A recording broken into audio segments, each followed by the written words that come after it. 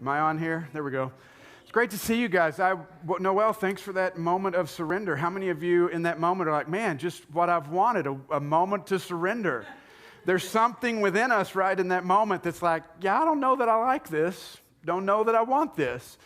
But it's very necessary for many of us because as we all know, as life happens to us, sometimes some things that may reside deep within begin to come out and begin to reveal themselves. And maybe for some of us, we look at that and we go, I don't know that I like that. That's not exactly what I thought. And so I thought I'd begin this morning with just like a little, what would you do? Okay? So yeah, you like that? No, everybody's like, no, I got to go get some coffee. I'm out of here. No, what would you do? So for example, let's say you've got a building project at your house, but you know you've got a nosy neighbor who the neighbor is going to call the city on you or report you. I can speak to this from experience, yes. Yes, I can speak from experience on this. What would you do if you know, what are you going to do? You know that neighbor's going to call on you. What would you do? I'm just throw it out there.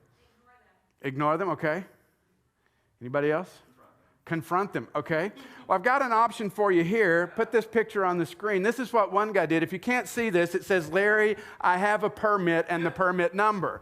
So he put a big sign outside his house to say, I've got a permit. Okay, let's say another, what would you do?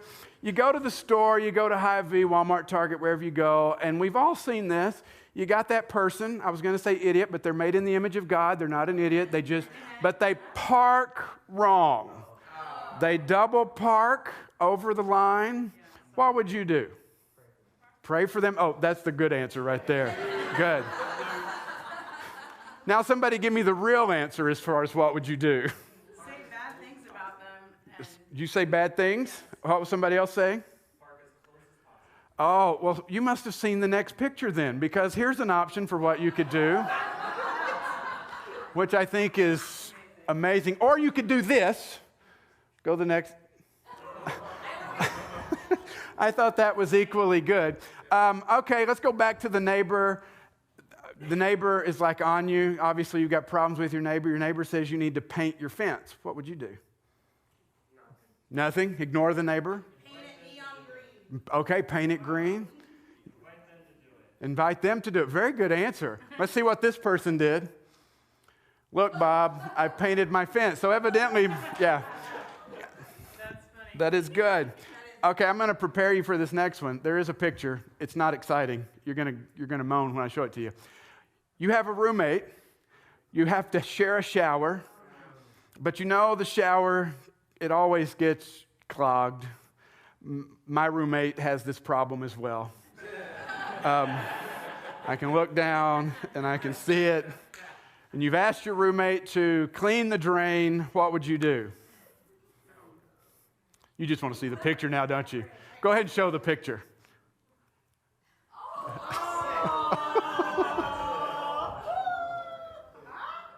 That's my favorite picture right there.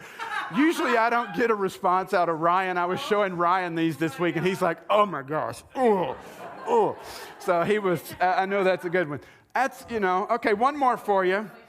You're in a neighborhood, this, neighbor theme here. You're in a neighborhood, and you have kids. You live next door to the Clarks, let's just say.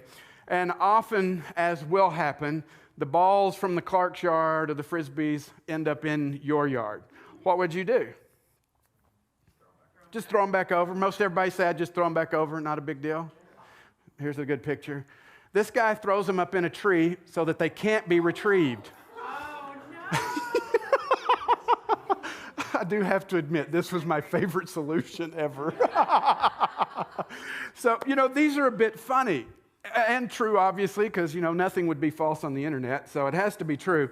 But as funny as these may be, but when we change a little bit and we go to real life scenarios, it kind of changes and we stop laughing. So for example, let's say you're in a grocery store and somebody in a hurry runs by you and clips you down the aisle. Just kind of runs into you and just keeps going. Doesn't say sorry, doesn't do anything. Just, what would you do? Yeah? Yeah? I like the boldness there. But let's change the scenario. Let's say you're there with your child and they knock your child over. Mothers, what would you do? Dads were just like, it ain't bleeding, get up, you're fine. I'm just, Or let's just change this a little bit more. What if it was your elderly parent and they knocked them to the ground that required medical assistance? We just that just took a dark turn, didn't it? Yeah. And we could go on with another example of what about the careless driver who, is not paying attention and hits your car.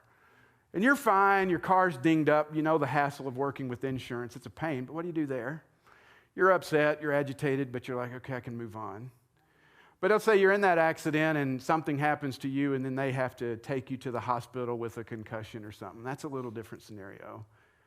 Or even as we've had people at Ashworth before who have shared, been hit by a careless drunk driver that caused the death of a grandchild. What do you do? It's challenging, right? Well, I just want you to know that the song about surrender and that moment of surrender is exactly where we need to be today, because as we continue to talk about the Sermon on the Mount, what Jesus is saying to us, this is the most difficult, the most radical, the most challenging words that you are going to hear. And it should cause you to pause and think, and it should cause you to pause and reevaluate, because what we're going to be talking about today is revenge and love. And we could have gone on and just thought about all the situations, even in our world, that have happened over the last 18 months. For example, COVID. Anybody have a response or reaction to COVID? What about George Floyd? What about the election? What about the collapse of that building in Florida? Anybody have emotions over that? Just thinking, how could that happen? And let's don't forget, probably the most upsetting thing is that Tom Brady won another Super Bowl. I mean, we all have these emotional reactions. Life happens around us and life happens to us. And the question is, what do we do with that? So let's just look and see, what did Jesus have to say to us? We're going to be in Matthew chapter 5. And let's just read his words. We're going to have two passages today. We're going to start with the revenge one. Jesus says, you've heard that it was said, eye for an eye and tooth for tooth, but I tell you, do not resist an evil person. If anyone slaps you on the right cheek, turn to them the other cheek also.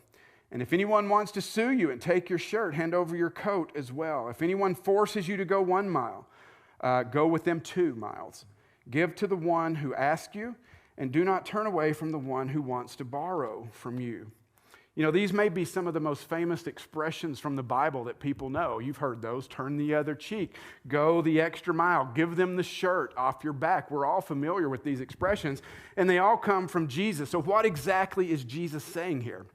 Well, we're to the antithesis, these statements that Jesus is making where he says, you've heard it said this, but I'm going to change it. I'm going to add to it. I'm going to deepen it. I'm going to reshape how you think about this. And so we're in the final two antithesis statements. And so we know that Jesus jumps back into the Old Testament to bring something forward when he says, I know that you've heard it said. And so what is Jesus bringing forward? Well, the first one is Exodus 21. And just look at this, because it should make us go, wow, just a little bit. It says, if people are fighting and hit a pregnant woman and she gives birth prematurely, but there's no serious injury, the offender must be fined whatever the woman's husband demands and the court allows. But if there is serious injury, you are to take life for life, eye for eye, tooth for tooth, hand for hand, foot for foot, burn for burn, wound for wound, bruise for bruise. Now, fascinating, right? We didn't leave a lot of room, and notice it said you must. There's a must in there. This is an establishment of a law that says here's what must occur if offense takes place. And this isn't the only one. There's one in Leviticus 24 we're not putting up there, but there's another one in Deuteronomy 19. And look at what this one says. It says, if a malicious witness takes the stand to accuse someone of a crime, the two people involved in the dispute must stand in the presence of the Lord before the priest and the judges who are in office at the time. The judges must make a thorough investigation, and if the witness proves to be a liar, giving false testimony against a fellow Israelite, watch this, then do to the false witness as that witness intended to do to the other party. You must purge evil from among you. Did you catch that? You must purge evil from among you. The rest of the people will hear this and be afraid, and never again will such an evil thing be done among you. Show no pity. Life for life, eye for eye, tooth for tooth, hand for hand, foot for foot. 3 times in the Old Testament, we see this exact terminology come in. What in the world is going on? Well, this is the law of retaliation, or the Latin is called lex talionis, which is basically the problem that they're trying to address is overcompensation for the offense.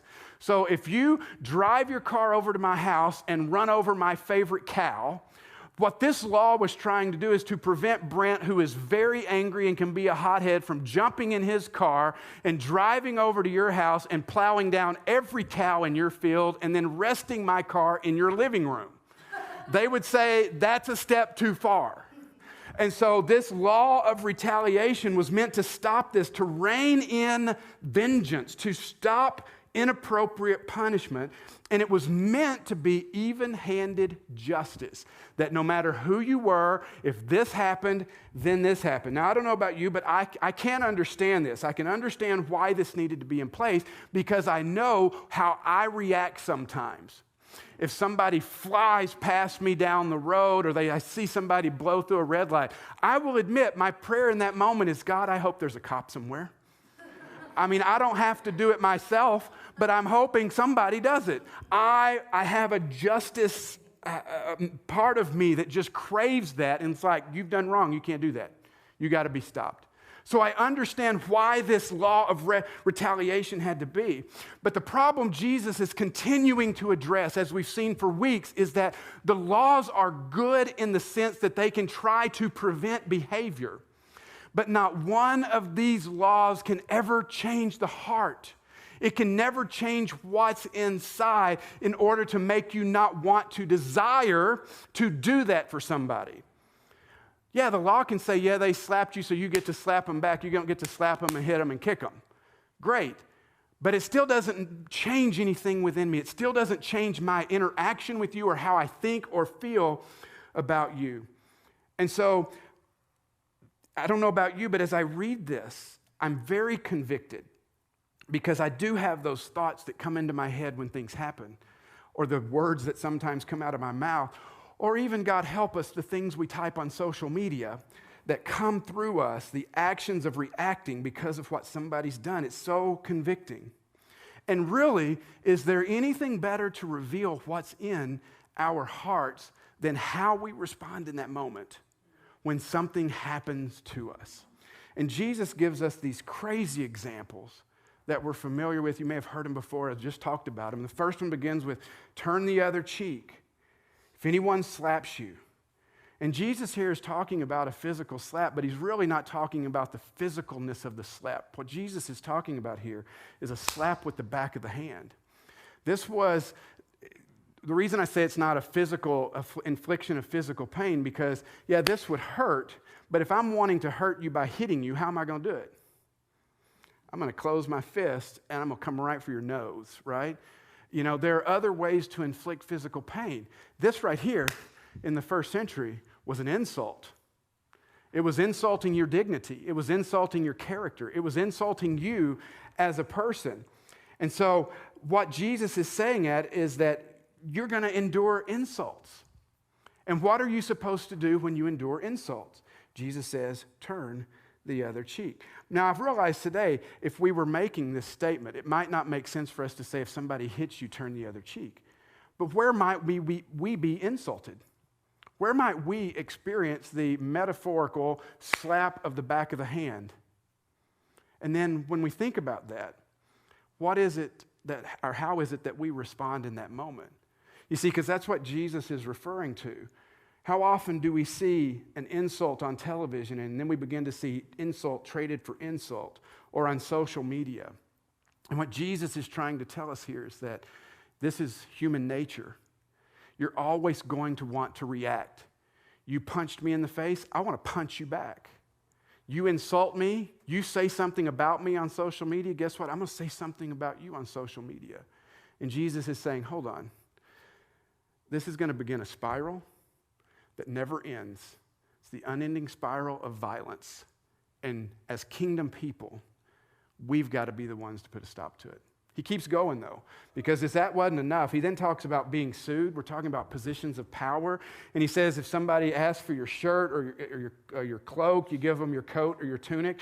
To understand this, you have to realize that people basically had very little clothing back then. You had your tunic and your cloak, and that's what you wore. And he's saying if somebody wants your tunic, yeah, you give it to them, but then you take your cloak, your outer garment, the thing that was required for your life, because this is what kept you warm in the evenings, and this was everything. And Jesus is saying, no, go ahead and give this to them. What's interesting here is as you study into this, there's no real consensus as what Jesus might have been saying. There's a couple of things. One commentator talked about how by giving them your cloak, it was more shameful to cause somebody's nakedness than to be naked, if that makes sense. So by giving them the cloak, you're taking the shame and putting it on them for being that way. That's one option. I don't know that I necessarily jump right into that. But he's talking about these things maybe also that we might be clinging to too tightly, the things we're holding on to. And he's saying, what are we unwilling to let go of when people are against us and insulting us? He talks then about going the extra mile. At this time, when the Romans were oppressing the Jewish people, it was a common understanding that a Roman soldier could come alongside you and say, hey, carry my gear. And as a citizen or somebody who the Roman soldiers were over, you had no choice. You picked up the pack. But the law said you only had to go 1 mile. And when you went 1 mile, you could set the pack down and be like, out. But Jesus is saying, go the extra mile. They may force you. And notice the word force. He talks about they force you to go 1 mile. There's nothing you can do about that. But then he says beyond that, you choose to go the 2nd mile. That's crazy. We think, I'm going to do my duty and turn around and go home. But Jesus, again, is saying, look, yeah, there's a forced thing that may happen to you, but go beyond that. There's something about being in the kingdom that says, I can do that. I can go the extra mile. It's not an insult to me. And the witness I can have as a kingdom citizen might speak volumes more when I go that 2nd mile, rather than just setting it down and going home. The 4th instruction he talks about is giving. He says, give to the one who asks you. So right now I'm going to ask you all to give me $100. My Venmo is at the Brent Clark, so go ahead, pull out those phones. I don't see any phones moving. You guys aren't doing what Jesus said. But we see sometimes how when we go right into Scripture, it's kind of goofy, right? Sometimes we want to be literal about everything Jesus said. Is that what he's saying, that we should give everything we have away? No, Jesus is using hyperbole in each of these instances to make his point. He's done this before in the sermon. He's doing it again. And as he uses this hyperbole, what he's wanting us to see is 2 things. Number 1 is there's a better way. That there's a better way in the kingdom than what we currently are experiencing right now. And in the kingdom, it says, I don't have to assert myself. I don't have to be worried about, well, what do you think about me? Am I standing up for myself? Am I living out, defending myself all the time? And Jesus says, you don't have to do that. Because when you're in the kingdom and you know who you are and you know whose you are and you know what Jesus says about you, then you're not worried about what happens when somebody insults you. You're like, I don't care. Jesus says I'm great. And when somebody sues you and tries to take advantage of you and you go, okay, that's fine. My Father owns it all anyway, and I've got it. It's fine. Or you look at going the extra mile. There's nothing you can force me to do that I might not already be willing to do for you. Why? Because I know who I am. I know who my Father is, and I know that there's a better way in the kingdom of God. And even though the lex talionis was there to prevent all this retaliation, it was good. I mean, multiple civilizations used that similar of a concept to rein in vengeance and that cycle of violence. Because, if you've maybe heard it said, violence begats violence. Gandhi was known as saying, if it's eye for eye, eventually the whole world will be blind. And there's truth to that. And Jesus is saying, look, there's a better way. But we have to trust Jesus in that moment, that what he means is real. And we have to know that, okay, is there a better way? But am I going to trust Jesus to live in that better way? But the second thing I know Jesus is saying here is not just that there's a better way than don't revenge people or revenge against people, but he's also saying, stop being so literal. Stop looking for a new law to replace the old law. And that, I think, is the other turn of this that we as humans fall into. We're here, well, it says eye for an eye. Well, Jesus says turn the other cheek. So I'm going to write a new set of laws that says I will do this. And by doing so, we create some very tricky circumstances for us to try to navigate. And we easily could turn this section of Scripture into an abuser's dream. Because as a Christian woman in an abusive relationship, wouldn't an abusing man just love to hear or throw the words at you, yeah, I just beat you down, but Jesus said turn the other cheek. That is not what Jesus is saying. That is not what this is about. We are not called to just simply suffer at the hands of someone without defending ourselves. But the problem is, and you may have caught this, and when we read the passage, Jesus makes this expression. He says, do not resist an evil person. What in the world is he talking about? Because at face value, you would just assume it says, okay, you hit me again. I'm just going to let you beat me until I die. Is that what he's talking about? No. God is not calling us to be passive victims of other people's hostility. He's also not calling us to shoot people and burn them to the ground, okay? Let's put some guidelines in here. But he's not saying that you have to be a victim for what anybody ever wants to do with you. Because we need to remember that we would assume that this verse right here is talking about passively accepting everything that comes your way. But remember, everything we've been looking at for the past 3 weeks has less to do with our behavior and more to do with our heart. Who are you? It's how we resist. Do not resist, followed by all these illustrations, are simply a way for us to evaluate our hearts. When we have the opportunity for retaliation, what do? Do you demand your rights or do you lay them down? Are you willing to lay down your rights for the good of someone else? This isn't about being a doormat. In fact, one of the things I read this week said it's not about being a doormat, it's about being an anvil. An anvil. Do you guys know what that is? It's what you beat metal on. What is it talking about? Charles Spurgeon, a famous, well-known pastor, he used this analogy when he said, we are to be as the anvil when bad men are the hammers. Resistance is one thing, retaliation is another. Jesus challenged the high priest. Paul challenged Peter, but what Jesus is saying here is how we resist. We are not to be vengeful people going out to settle the score. That has to be taken off the table. But we can resist, we can challenge, we can push back, but the question is, how are we going to do that? Are we going to do it in the same way that it's been done to us? If that's the case, then no. And the other side of this is, what is the motivation? What is driving your resistance? Is it anger? Then it's wrong. Is it justice? Then okay. But if our desire is to make someone pay and to make them hurt, then we've gone over the line. And that's what Jesus is talking about here.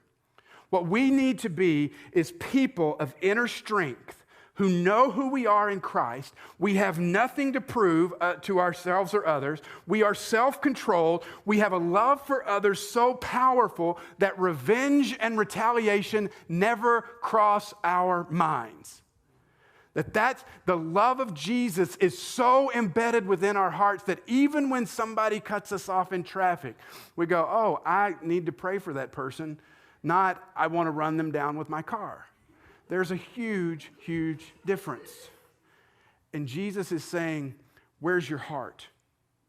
Where is your heart? Let's jump to the second part here. We don't have much time, sorry. I get going. Jesus continues the Sermon on the Mount, and he says, you've heard it said, love your neighbor and hate your enemy. But I tell you, love your enemies and pray for those who persecute you, that you may be children of your Father in heaven. He causes the sun to rise on the evil and the good, and he sends rain on the righteous and the unrighteous. If you love those who love you, what reward will you get? And not even the tax collectors doing that. And if you greet only your own people, what are you doing more than others? Do not even the pagans do that. Be perfect, therefore, as your heavenly Father is perfect. Love your enemies. Now we see how these two things can come together. Because when that person cuts you off in traffic, when that neighbor turns you in or rats on you for a permit in your neighborhood, what do? Jesus says we're to love our enemies. Now, what's interesting about this, Jesus says, you've heard it said, love your neighbor, but hate your enemy.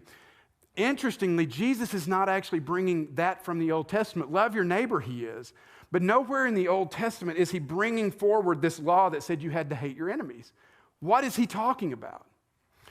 We all know that it is human nature to circle up with people like us and look to the outsiders as different.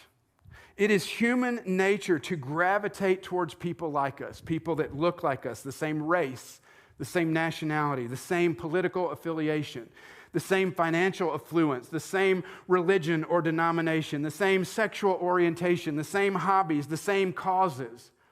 And while it's not inherently evil for us to gravitate towards those, what can occur and what we see occurring a lot right now, especially with a high degree of frequency lately, is that we use these things to create differences in classes.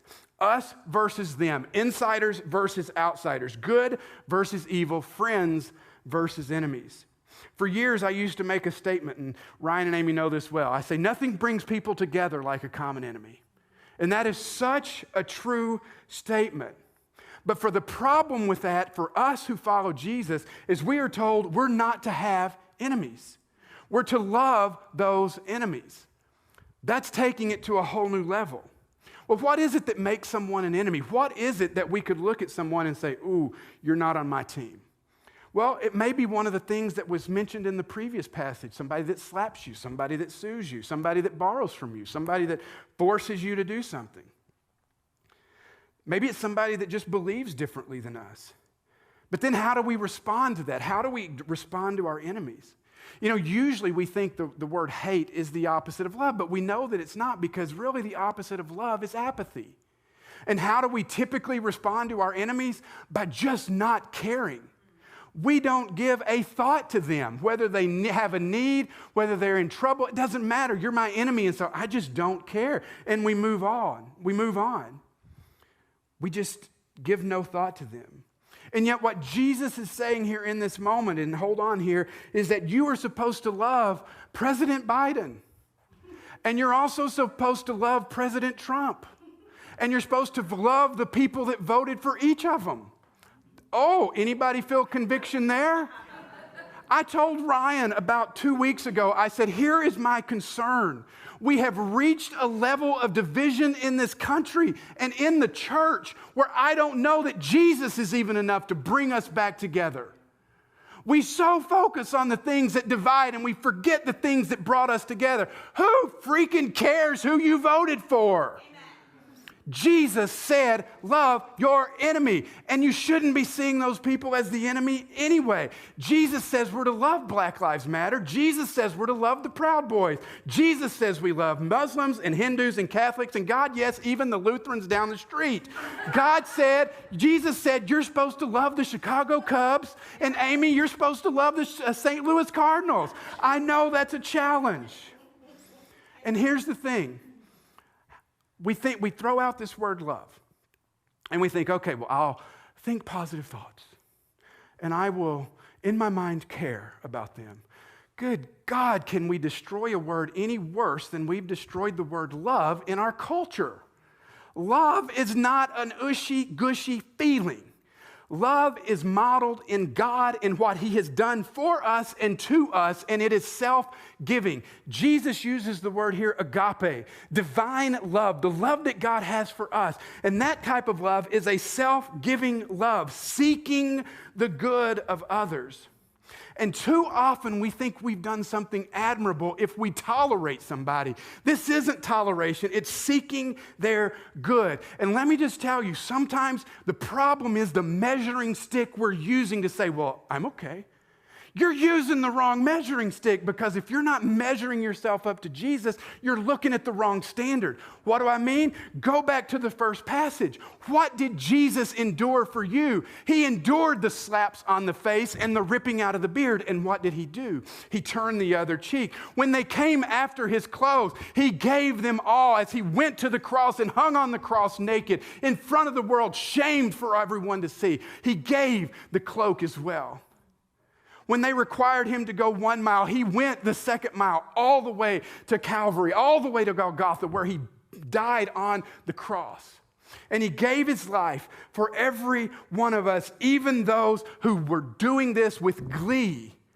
And he looked out from the cross and he said, Father, forgive them. You see, Jesus is the example we're to follow. He's the one. Augustine made this statement. He says, many have learned how to offer the other cheek, but we don't know how to love him by whom they were struck. You see, what Jesus is talking about here is, what's your motivation? What is in your heart when something happens to you? Again, you don't have to be a doormat. Sometimes the best thing you can do for somebody is tough love. It's still love, but it's tough. You have your goal. Our goal in loving one another is to seek the best out of each one another.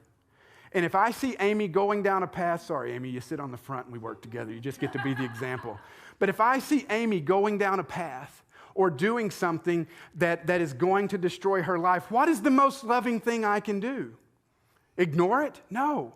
Step in. And if Amy's doing something to me that's abusive and is the most loving thing to do for me to take it? No. That's going to increase her ability to continue to abuse. And so the most loving thing I can do is stand up and say, enough is enough. I love you so much that I'm going to do whatever it takes for you to become the best version of yourself that you need to be. And it's not just becoming your doormat, it's standing up to you with tough love. That's what Jesus is talking about. And Jesus is the model for that.